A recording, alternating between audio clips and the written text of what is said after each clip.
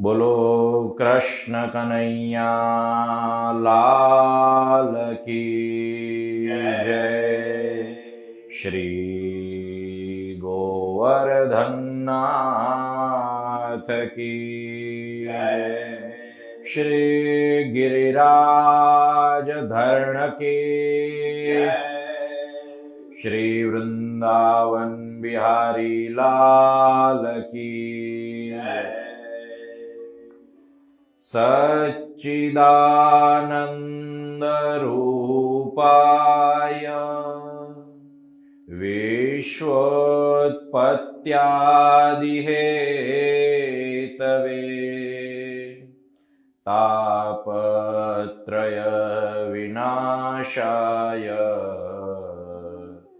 श्री कृष्णाय वयं नुमः। अज्ञानतिमिरान्धस्य ज्ञानाञ्जनशलाकया चक्षुरुन्मीलितं येन तस्मै श्रीगुरवे नमः। तस्मै श्रीगुरवे नमः। तस्मै श्रीगुरवे नमः।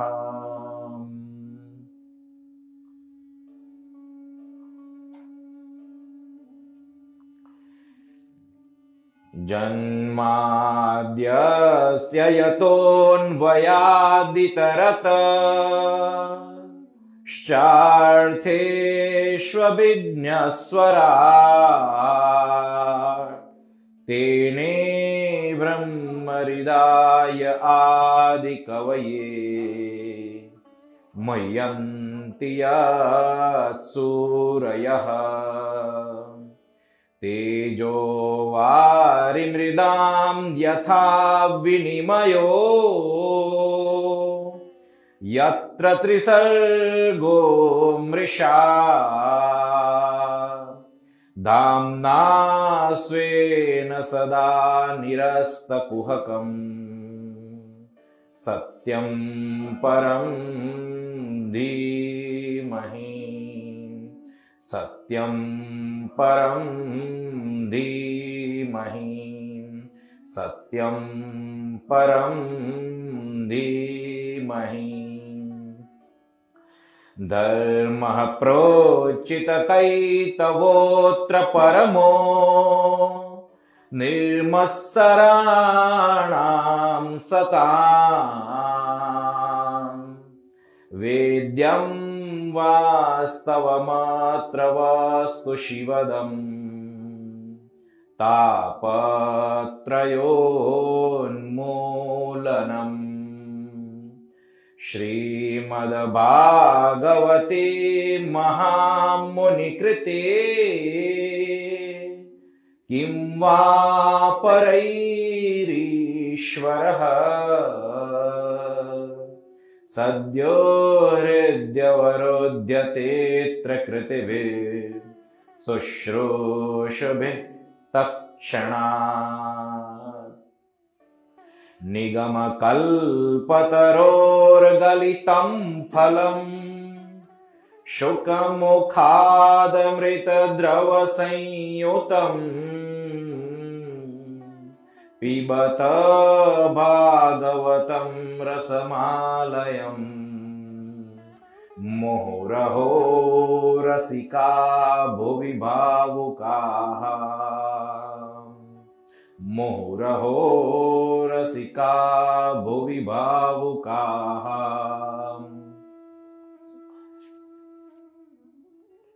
यं प्रव्रजन्तमनुपेतमपेतकृत्यम् द्वैपायनो विरह कातर आजुहाव पुत्रेति तन्मयतया तरवोऽभिनेदु स्तं सर्वभूतहृदयं मुनिमानतोऽस्मि। यः स्वानुभावमखिलश्रुतिसारमेकम् अध्यात्मदीपमइति तितीर्षतां तमोऽन्धम्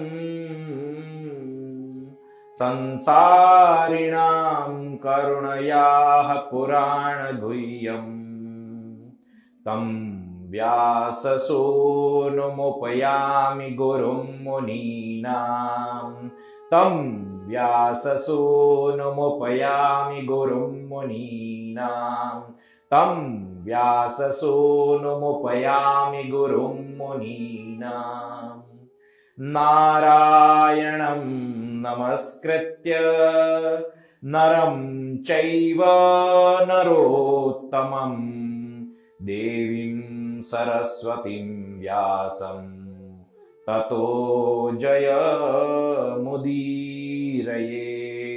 ततो जयमुदीरयेत् ततो जयमुदीरयेत् करारविन्देन पदारविन्दम् मुखारविन्दे विनिवेशयन्तम्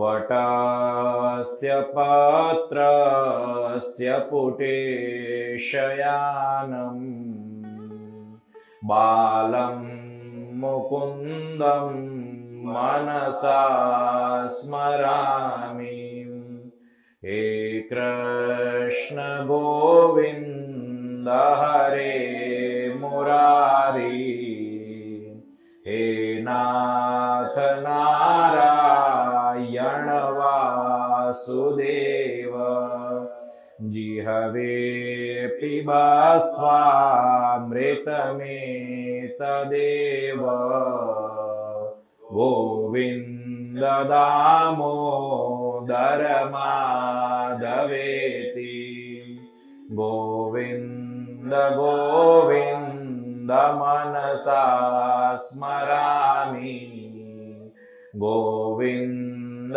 गोविन्द मुकुन्द कृष्ण गोविन्द गोविन्द रथाङ्गपाणि गोविन्द दामोदर माधवेति हे कृष्ण यादव हे सखेति गोपाल गोवर्धननाथ विष्णु जिहवे पिबा स्वामृतमेतदेव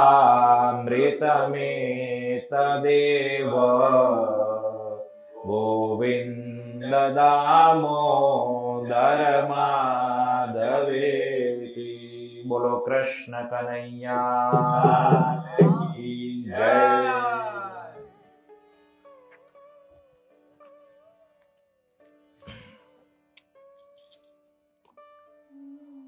तो आज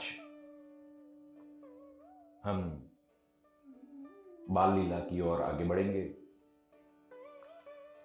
कल हमने पूतना वध के विषय में सत्संग किया। पूतना के जीवन से हमें यह शिक्षा प्राप्त हुई कि पूतना जो पवित्र नहीं है, अपवित्र युक्त वासना युक्त होकर जो धन रूपी पूंजी कमाई जाती है,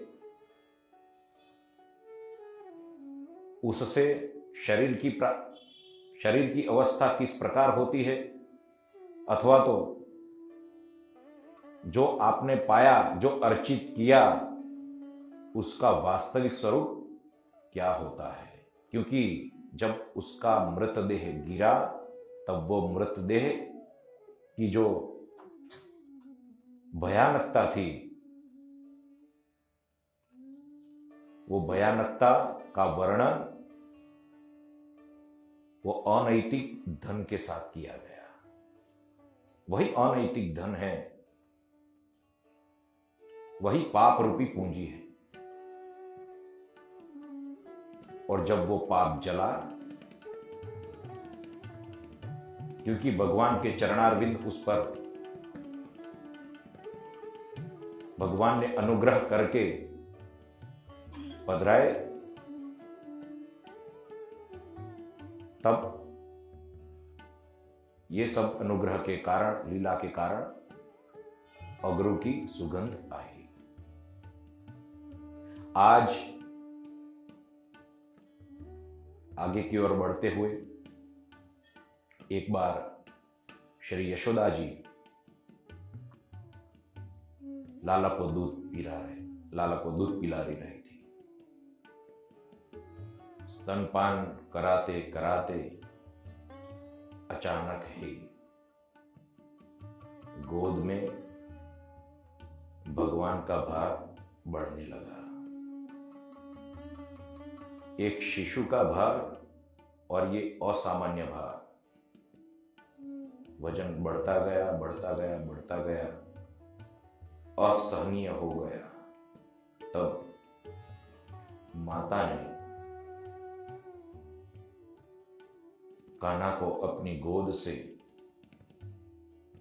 उठाकर नीचे रख दिया। इतने में ही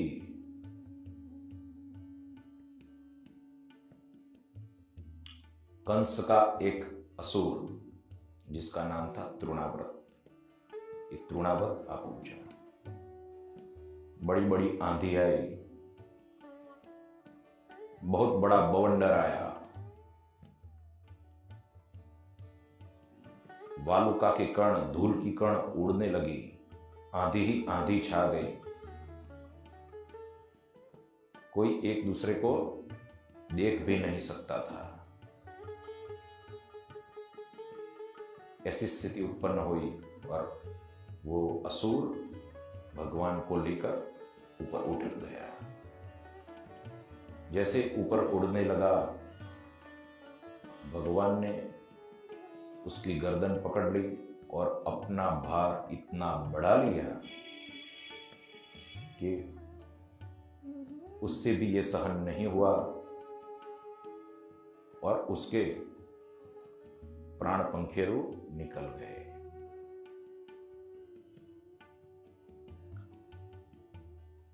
और वो पृथ्वी पर पड़ा।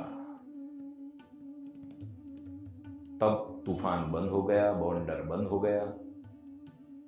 और तब गोपियों ने और मां यशोदा ने जब देखा कि लाला तो खेल रहा है,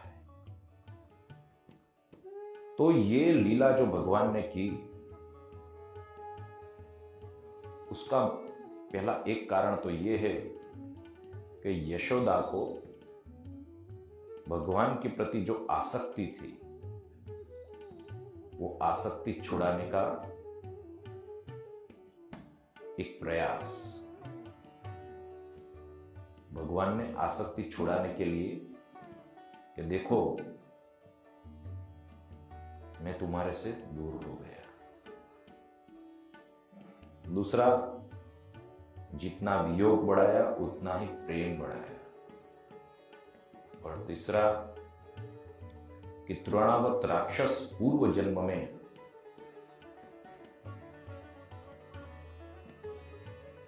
कोई एक देश का राजा सहस्त्राक्ष था और दुर्वासा मुनि के आने पर भी उन्होंने खड़े होकर उनका स्वागत नहीं किया। अपने स्थान पर खड़े हो जाना चाहिए था। देखो, मनुस्मृति एवं अन्य स्मृतियों में एवं पुराणों में भी ये कहा गया है कि जब ब्राह्मण देवता, संत महात्मा आदि लोग आपके सामने उपस्थित हो, तब अपने स्थान से स्वयं सावधान होकर खड़े हो जाना चाहिए, उनका स्वागत करना चाहिए, प्रणाम करना चाहिए। अन्यथा प्राण का उत्क्रमण होता है। प्राणों की जो गति है वो गति ऊपर की ओर उठने लगती है। किसकी? जो वय, श्रेष्ठता आदि से निम्न है, ऐसे लोगों की प्राण को हानि भी पहुंच सकती है। तो ये सभी नियम बताए गए हैं। तो दुर्वासा मुनि ने तो श्राप दिया कि तू असुर हो जा, तुझ में विवेक, ज्ञान, आचार विचार नहीं है, तू असुर हो जा। और तृणावत के रूप में फिर वो असुर योनि प्राप्त की। लेकिन दुर्वासा जी ने कृपा भी की कि कहा कि भगवान श्री कृष्ण के सानिध्य में तू पूर्ववत हो जाएगा, तुझे श्रेष्ठ गति प्राप्त होगी, तेरा उद्धार होगा। तो यही तृणावत जैसे प्राण का उत्क्रमण होता है, उसी प्रकार उसका उत्क्रमण हुआ और भगवान ने उसको शांत किया, उसकी श्रेष्ठ गति की। अब मैया ने पुनः कान्हा को स्तनपान कराया, गोपियों ने लाल लड़ाए। ऐसी ही भगवान की बाल लीला चल रही थी। तो यहां पे सुखदेव जी कह रहे हैं, हिंस्त्रः स्वपापेन विहिंसितः खलः साधु समत्वेन भयाद् विमुच्यते। देखो वो जो तृणाव्रत है ना, वो अपने पाप से ही मर गया। पापी अपने पाप से मरता है, क्योंकि उसमें भेद होता है, वो दूसरों के प्रति भेद रखता है। और साधु पुरुष समत्व योग के कारण, सब में एक ही परमात्मा को दिखते होने के कारण, समदृष्टि रखने के कारण उसकी रक्षा हो जाती है। लेकिन जो भेद रखता है, जो द्वैत रखता है, और फिर द्वैत रख के जो क्रोध करता है, द्वैत का आश्रय लेकर जो क्रोध करता है, जो प्रतिशोध की भावना रखता है, जो वैर रखता है, तो इनकी ऐसी गति होती है। नारायण नारायण नारायण नारायण। अभी एक दिन यशोदा जी स्तनपान करा रही थी। अचानक कान्हा ने जंभाई ली और मुख खुला। जैसे ही मुख में ब्रह्मांड के दर्शन किए, ब्रह्मांड के दर्शन, भगवान के मुख में ब्रह्मांड के दर्शन किए, तो अतिशय विस्मित होकर नेत्र बंद कर दिए।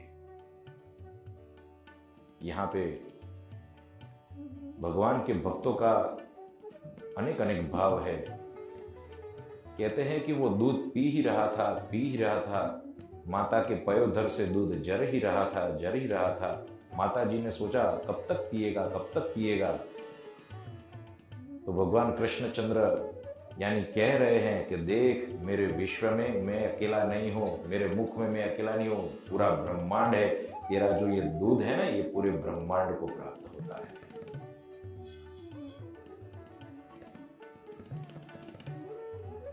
और तू बड़ी भागिनी है, सद्भागी है। नेत्र इसलिए बंद हो गए कि ये सब कैसे हो सकता है, मेरे लालन के मुख में ये सब कैसे हो सकता है, ये हो ही नहीं सकता।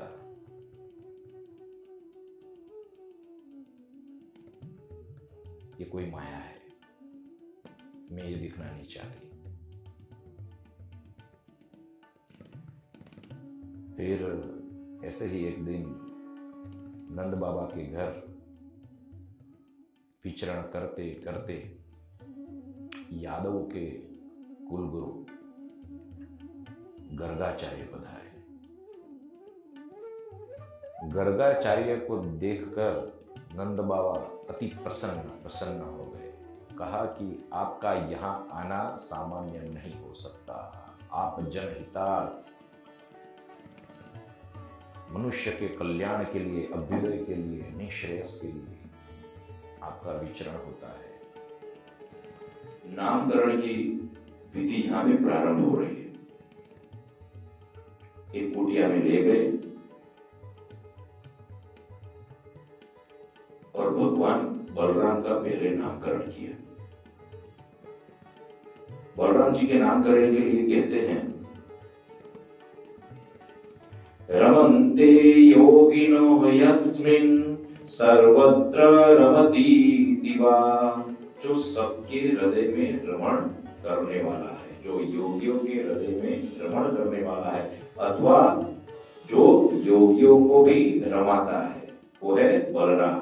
गुणैश्चरमयन् भक्तांस्तेन रामं विदुः परे गर्भसंकर्षणादस्य संकर्षण इति स्मृतः।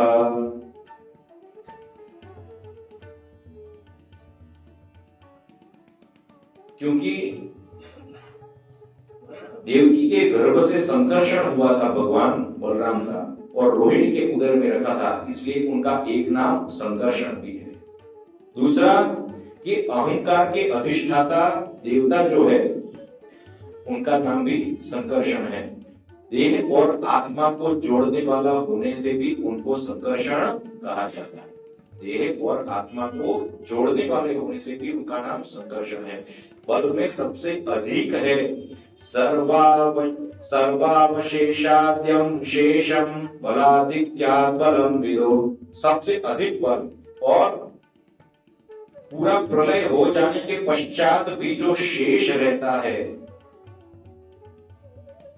इसलिए वो शेषनाग का अवतार भी है।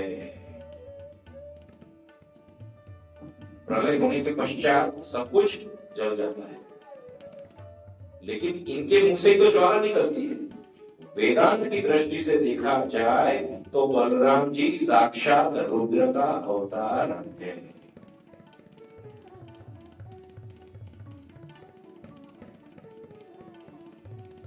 कहा कि ये लोगों का मनोरंजन करेगा, एकता बनाए रखेगा, ये तटस्थ होगा।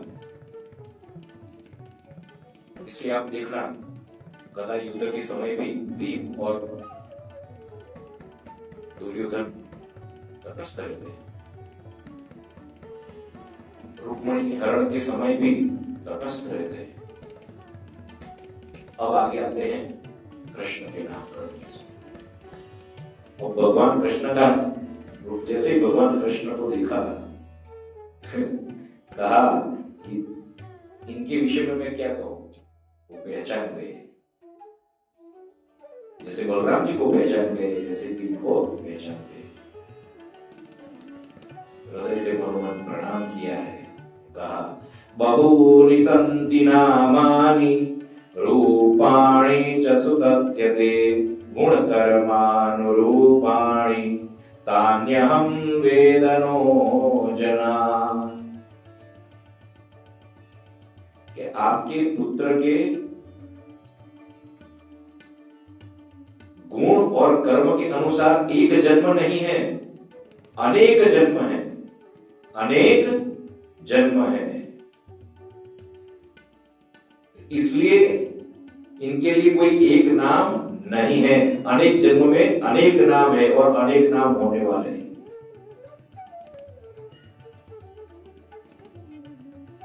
इसलिए फिर नाम रखा कृष्ण। कृष्ण वेदांत की दृष्टि से देखा जाए तो कृष्ण सत्तावाचक शब्द है। सत्तावाचक यानी सत्ता का अर्थ है शाश्वत, नित्यता, उसकी सत्ता। अण यानी निवृत्तिवाचक शब्द है।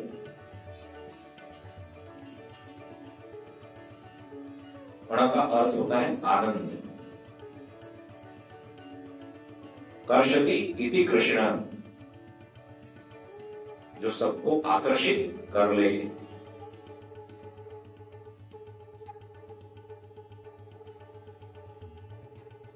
गर्भ संहिता में इस प्रकार बताया गया है कि भगवान कृष्णचंद्र के नाम में ही 6 नाम आ जाते हैं।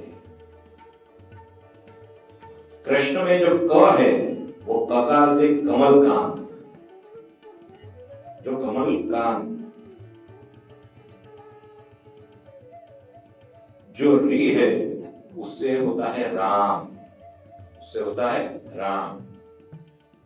जो श है, जो शकार पर से है, षड ऐश्वर्यपति, षड गुणों के भंडार, भगवान। भव्य शब्द की व्याख्या क्या है?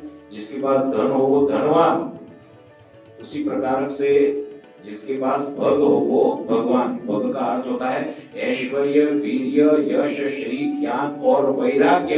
वो जिस मनुष्य में, जिस विभूति में संपूर्ण रूप से एक ही साथ विराजते हो, वो है भगवान। तो वो षड ऐश्वर्य निधि कौन है? भगवान श्री कृष्ण। आगे कहते हैं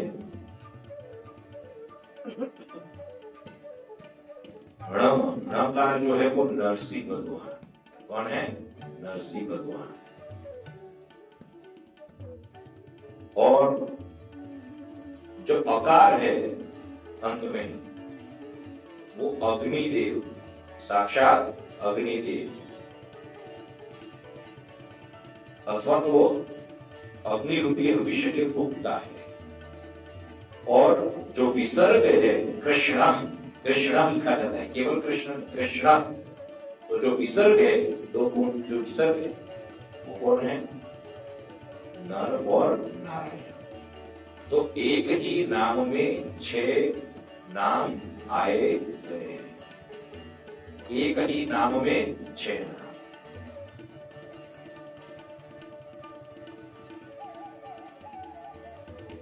दूसरा अर्थ ये होता है वतवश्चेन्द्रियाणीति तदेवश्चित्तमेव हि तस्मिन् यश्चेष्टते सोऽपि वासुदेव इति स्मृतः। वासुदेव इति स्मृतः। जो इंद्रिय रूपी, जो इंद्रिय है, वो इंद्रियों में जो प्रमुख है वो है चित्त। इंद्रिय और अंतःकरण में जो प्रमुख है वो है चित्त। चित्त में रहकर जो चेष्टा करता है वो है वासुदेव, वो है कृष्ण।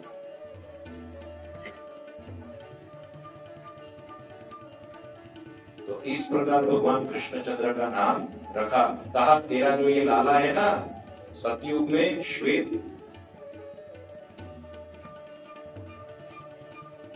त्रेता युग में रक्त वर्ण, द्वापर में पीत वर्ण यानी पीला वर्ण, और कलयुग में श्याम वर्ण का होगा। श्याम को कृष्ण भी कहते हैं। वसुदेव के वहां जन्म लिया, इसलिए वासुदेव के नाम से भी जाना जाता है। तो ऐसे ही भगवान की ये बाल लीला अभी यहां पे प्रारंभ होने जा रही है।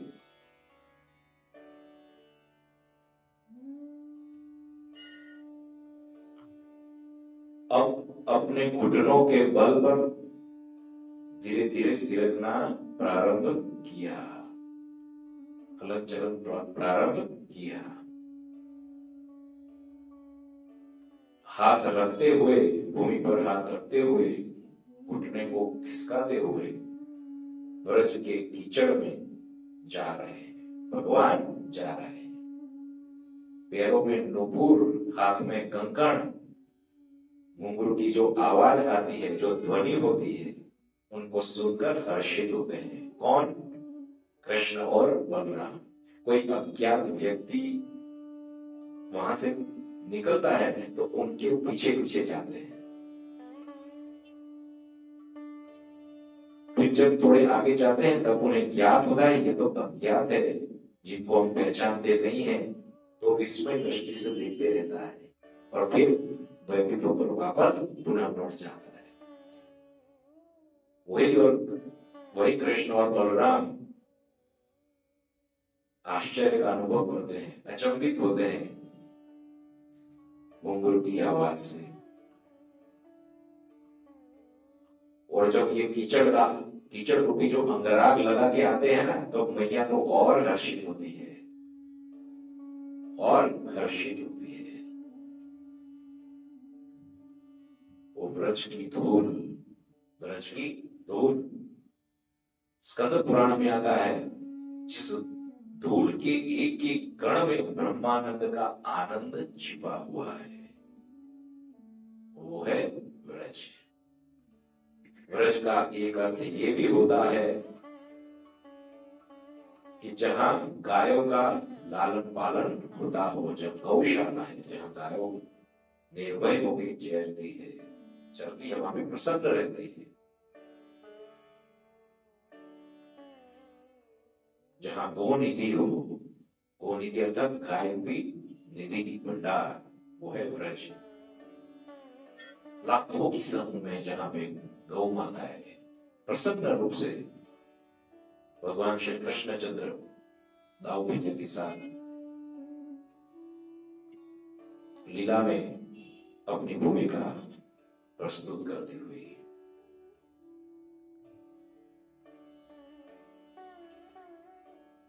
अब वो क्या करते हैं,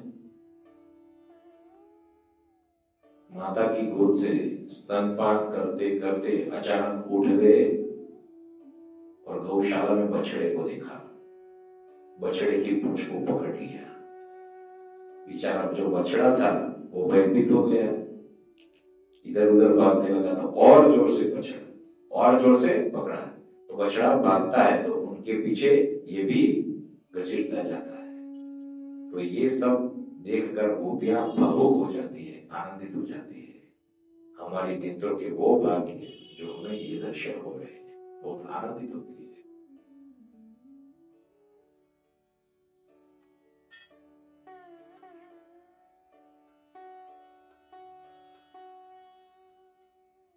अभी धीरे धीरे बड़े हो गए, कुमारावस्था में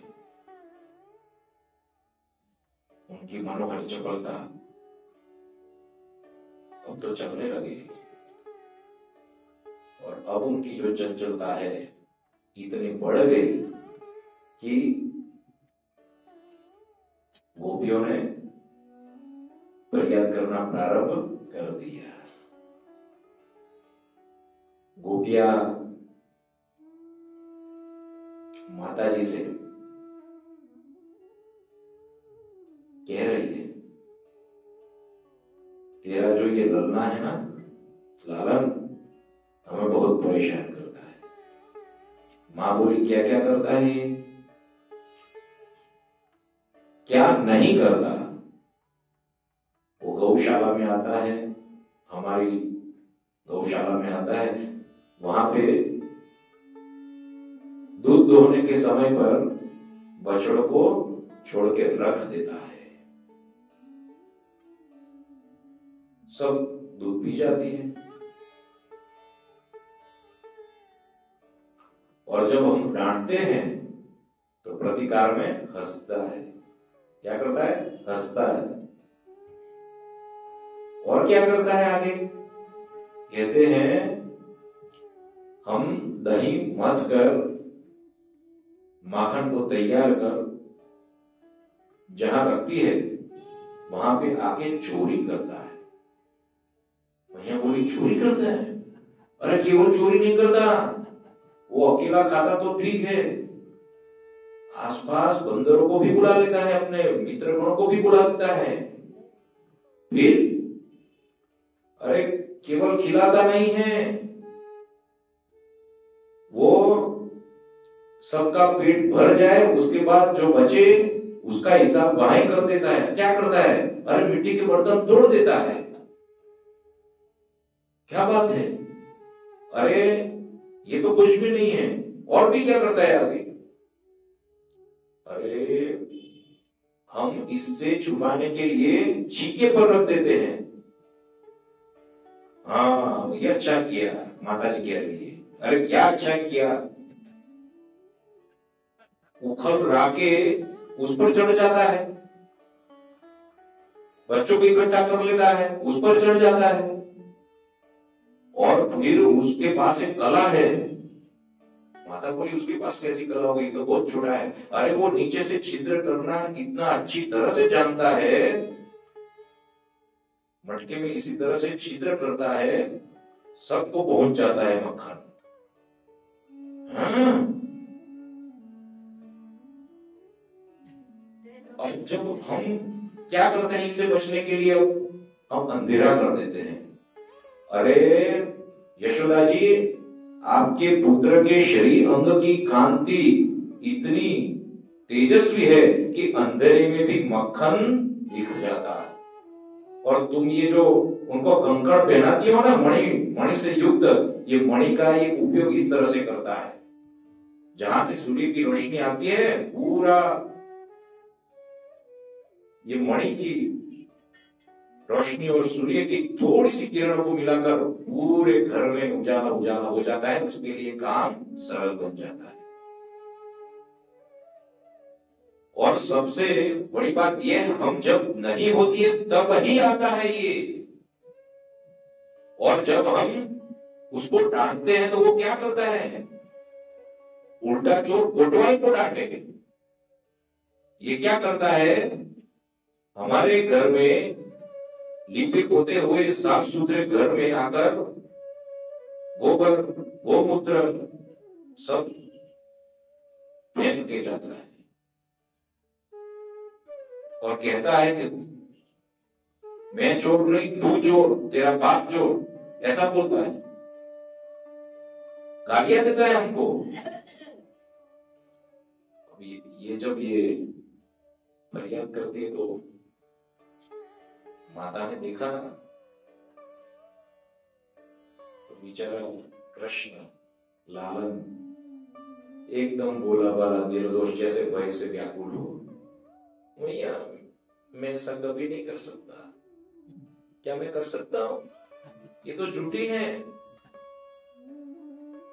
हमारे घर की इतनी गाय है, क्या तू मेरे लिए मक्खन नहीं बना दी, मैं उनके घर क्यों जाऊंगा, ये सब झूठी है।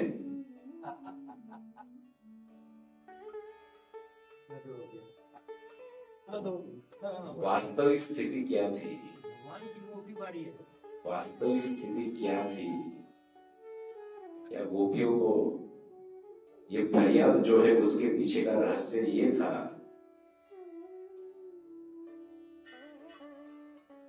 कि गोपिया और यशोदा बैठी है और वहां पे कान्हा आ रहा है, स्तनपान के लिए जिद कर रहा है, और वहां पे एक गोपी का मनोरथ मनोमन जगता है। काश ये लल्लन मेरे घर आए, मेरे घर में दधी मक्खन को चुराए, और वो जब आरोपता हो तब मैं उनको छुपे छुपे से देखूं, मथन के पास में छुपे छुपे से देखूं। और भगवान ने ये इच्छा दिया, गोपी का मनोरथ पूर्ण करने के लिए छम छम छम नुपुर की जो आवाज, जो ध्वनि है, धीरे धीरे आए। गोपी को ज्ञात हो गया, गोपी छिप गई और बर्तन में से जैसे खाना प्रारंभ किया, और गोपी ने जो ये रसपान किया, आंखों से अश्रुपात हो गए, गदगद हो गई। जैसे मीरा नाचती थी बावरी होकर, वैसे भी ये नाचने लगी, बाहर नृत्य करने लगी, खुली खुली घूमने लगी। एक गोपी ने कहा, अरे क्या हो गया, क्या मिल गया तुझे, कौन सा धन प्राप्त कर लिया, आज ज्यादा मक्खन निकला क्या, आज सब बिक गया क्या। बोलने के लिए शब्द नहीं थे, शक्ति नहीं थी, कंठ अवरुद्ध हो गया था, आंखों से अश्रुपात हो रहा था। गोपी ने कहा, मुझे तो बता ही सकती हो, क्योंकि हम गोपियों के शरीर भिन्न है, लेकिन आत्मा तो एक ही है। जिसके लिए तू जीती है उसके लिए मैं जीती हूँ। ये प्राण इसके लिए तो टिका के रखती हूँ, सच बता दे। गोपी ने धीरे से कहा,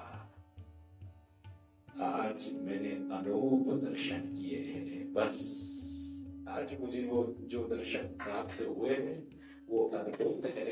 मेरे जन्म जन्मांतर की जो तपस्या है वो पूर्ण हो गई।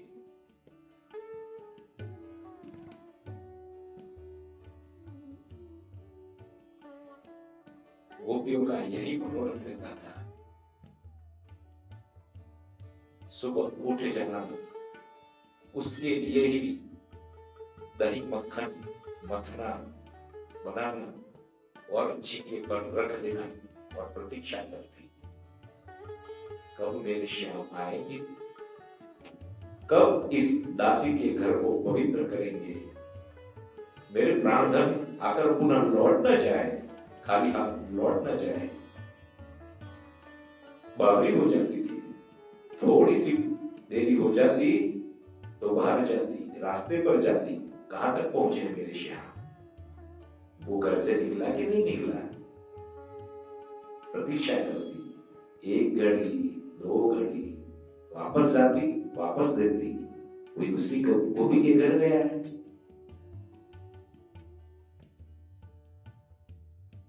फिर जब वो आता, फिर उनके पास कोई शब्द नहीं थे। वास्तविक स्थिति ये थी।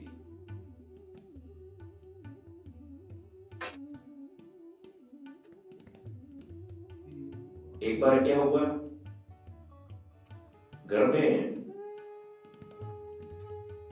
मटकी में से मक्खन खा रहा है और इसका प्रतिदिन अपने ही घर में जो मणि के जो स्तंभ लगाए हैं उसमें प्रतिदिन देखता है लाला। वो निर्दोष विचार करता है, ये कहां से आ गया, अरे तू कहां से आया, देख मैं ये जो खा रहा हूं ना, इसको बताना मत, हमारा दोनों का आधा आधा भाग, समझ में आया, भैया को बोलना मत, तुझे खाना हो तो खा ले, बताना मत किसी को। जब ऐसी बातें चली, यशोदा के अंदर आई, जैसे ही यशोदा के अंदर आई बात बदल दी, भैया यहाँ ये देख, मक्खन की लालच से यहाँ आया है, मैंने उसको टोका, तू जा यहाँ से, मैं क्रोध करता हूं तो वो भी क्रोध करता है, मैं मना करता हूं तो वो भी मना करता है, देख ऐसा कर रहा है। मैया हंस पड़ी, आनंद हो गई। एक बार मैया बाहर थी,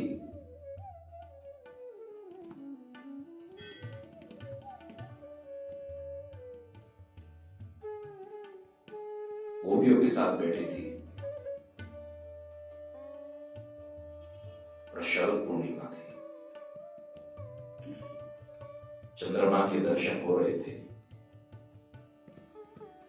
लल्लन आया, मां के घूंघट को उठा दिया और चोटी खींचने लगा, बाल खींचने लगा। मां कुछ समझ नहीं पाई, उसने गोपियों की तरफ इशारा किया, क्या मांग रहा है।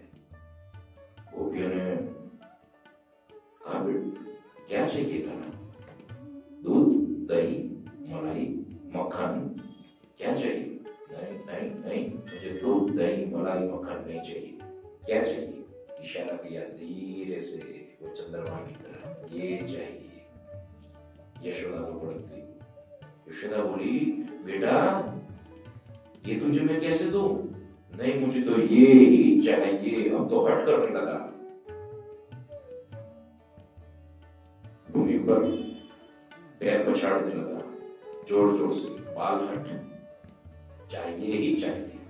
अरे बेटा ये तो राजहंस है, तो मुझे राजहंस चाहिए, यही तो हंस चाहिए मुझे, सरोवर में खेलता वो हंस चाहिए मुझे। अरे बेटा ये नहीं प्राप्त हो सकता, ये तो चंद्रमा है, अरे चंद्रमा चाहिए। अरे बेटा ये चंद्रमा भी नहीं है, राजहंस भी नहीं है, ये मक्खन है। ओ तो ये वाला मक्खन तो मुझे चाहिए।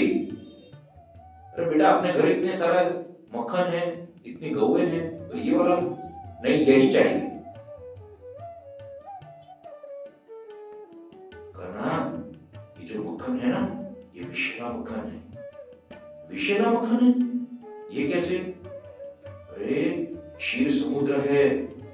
वो क्षीर समुद्र क्या है मैया? दूध का समुद्र। हाँ, दूध का समुद्र।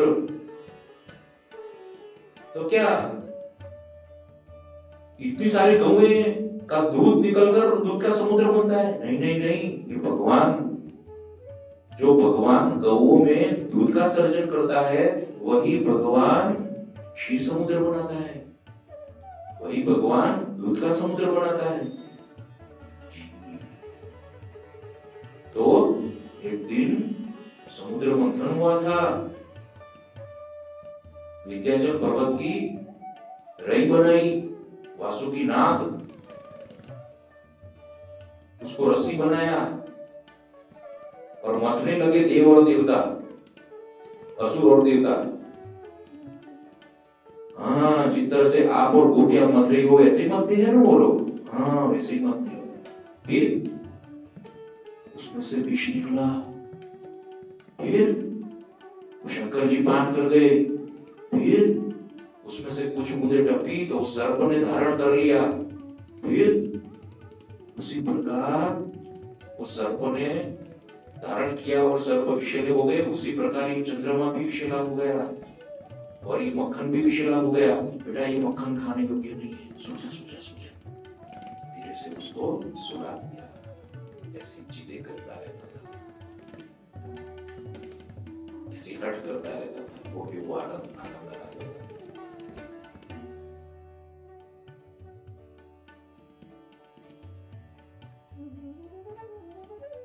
एक दिन बलराम जी मैया के पास गए। मैया मैया गजब हो गया। क्या हो गया? मैया ने मिट्टी खाई। यशोदा ने मिट्टी क्यों खाई? नहीं, मैंने नहीं खाई मिट्टी। तो झूठ बोल रहा है। मैं झूठ बोल ही नहीं सकता,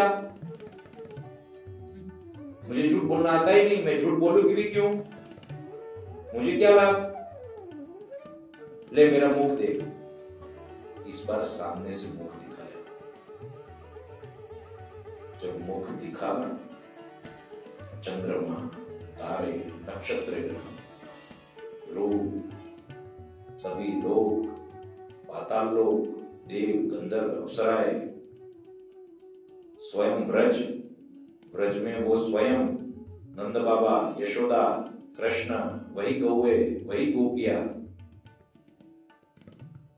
यशोदा जी विचार करने लगी, ये मेरी बुद्धि में भ्रम है या स्वप्न है, या तो फिर भगवान की कोई माया है, या तो साक्षात भगवान कृपा कर रहे हैं। और धीरे धीरे तत्व ज्ञान होने लगा।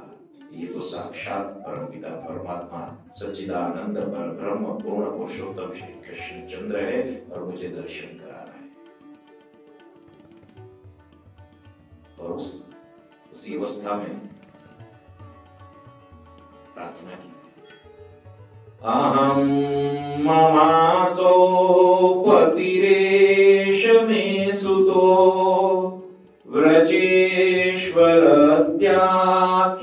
वेत्तपासति गोप्याश्च गोपा सह गोदनाश्च मे यन्माययेत्थं पुमते समेदते। मैं यशोदा, ये व्रज में जो नंद बाबा है, ये व्रज के अधिपति, इनकी मैं पत्नी, ये गोप, ये ग्वाल वाले, सबकी मैं माता, गाय, ये सब संपत्ति उसकी मैं अधिष्ठात्री। ये जो मेरा जो अहंकार है, ये जो मेरी गोमती है, जिस माया के कारण हुई है, हे भगवान वो मेरी माया दूर हो, मैं आपकी शरण में हूं।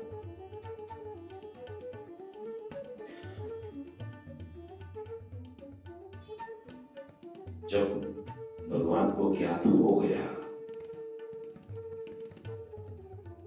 कि अब उन्हें तो तत्व ज्ञान हो गया है, अपनी वैष्णवी पुत्र स्नेहमयी माया फैलाई और तुरंत यशोदा अपनी पूर्ववत अवस्था में आ गई और फिर भगवान श्री कृष्णचंद्र को अपना पुत्र मानने लगी। अब यहां पे देखो एक बात आती है कि भगवान की ये जो मधुर लीलाएं हैं, कोई मनुष्य को ये साधारण सी जान नहीं पड़नी चाहिए। कारण महाभारत में स्पष्ट आया है, न भूत संगतं स्थानो देवस्य परमात्मनः यो वेत्ति भौतिकं देहं कृष्णस्य परमात्मनः स सर्वस्मात् बहिष्कार्यः श्रोतस्मात् विधानतः मुखं तस्यावलोक्यापि सचैलः स्नानमाचरेत्। भगवान का ये जो देह है वो पंच महाभूतों से बना हुआ नहीं है, ये भौतिक देह नहीं है, इसलिए भौतिक लीला नहीं है, ये प्राकृत लीला नहीं है, ये अप्राकृत लीला है। और जो व्यक्ति इनमें संशय करता है उन लोगों को श्रोत स्मार्त कर्म करने का भी अधिकार नहीं है। श्रोत स्मार्त कर्म यानी जो नित्य संध्या वंदन देवस्थान पितृकर्म श्राद्ध तर्पण देव कार्य करने का भी अधिकार नहीं है। यहाँ तक कि उनके मुख का भी दर्शन नहीं करना चाहिए। यद्यपि उनके मुख का दर्शन हो गया तो वस्त्र सहित स्नान करना चाहिए, उन लोगों का बहिष्कार करना चाहिए।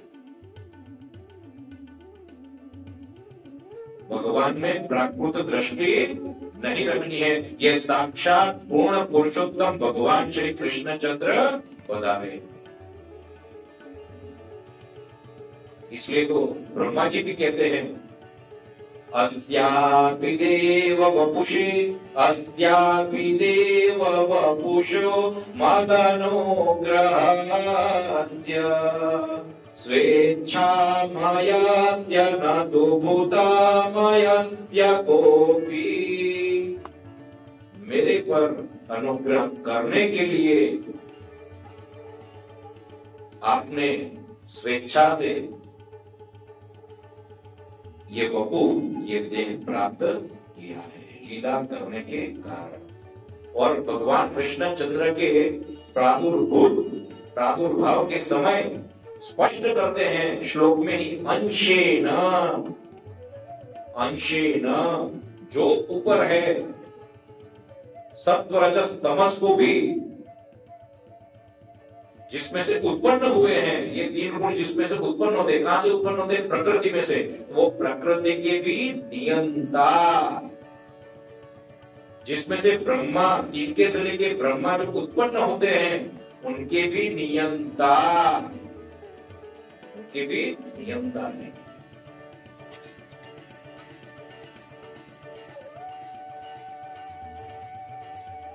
तो यहां पे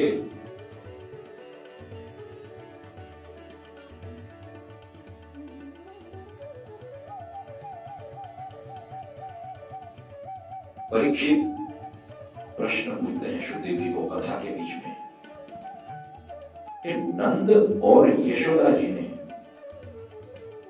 कल्याण का ऐसा कौन सा साधन किया जिनके कारण जो देवकी और वसुदेव जी को भी प्राप्त नहीं हुआ, जो किसी भी गोपियों को भी जो प्राप्त नहीं हुआ, वो यशोदा और नंद बाबा को ये वात्सल्य भाव कैसे प्राप्त हुआ? ऐसी लीलाएं प्राप्त होनी, ऐसी लीला का सुख कैसे प्राप्त हुआ? तब सुखदेव जी अति हर्षित होते हैं, कहते हैं उत्तम प्रश्न है। पूर्व जन्म में जैसे 33 कोटि देवता होते हैं, उनमें से एक देवता है, उनका नाम है वसु। वो वसु कुल 8 होते हैं। उनमें से जो द्रोण नाम के जो वसु हैं, वो वसु ही साक्षात नंद है, और जो तरा थी वसु की पत्नी, वही यशोदा जी है। उन्होंने ब्रह्मा जी से मांगा कि हमको पृथ्वी पर भगवान श्री हरि के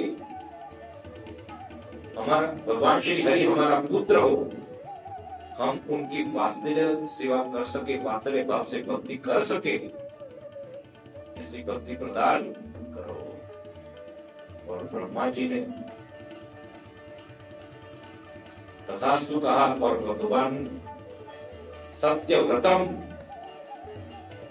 सत्यव्रत को धारण करने वाले, एक बार कह दिया वो वचन पूर्ण करने के लिए बाध्य जो है, ऐसे भगवान जो वचन पूर्ण करते ही हैं, ऐसे भगवान कृष्णचंद्र के रूप में अवतरित हुए हैं। और उन्होंने ये लीला के सुख का अनुभव कराया, परमानंद की प्राप्ति कराई, और नंद यशोदा का जीवन धन्य धन्य हो गया, धन्य धन्य हो गया।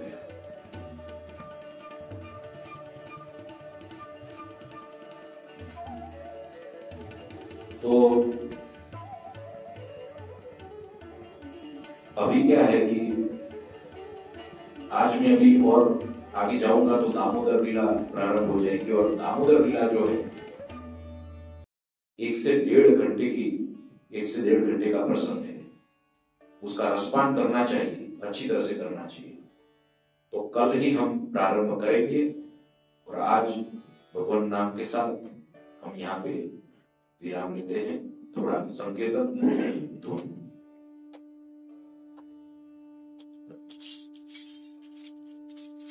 गोविंद जय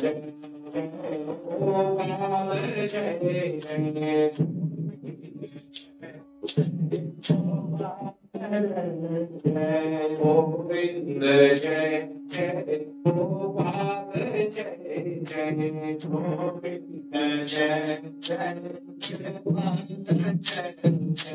राधा रमण गोविंद जय जय राधा रमण गोविंद जय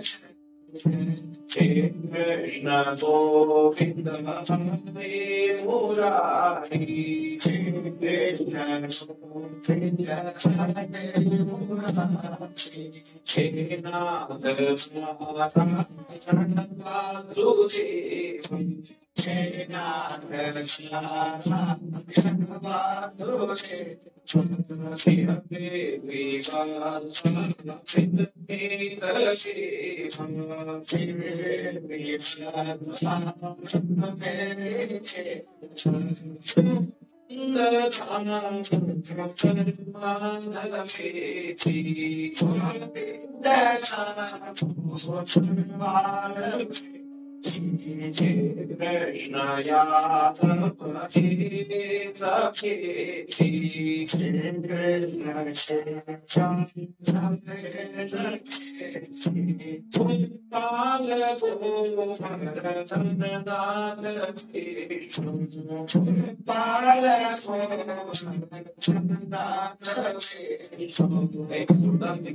कीर्तन है वो गा देते हैं।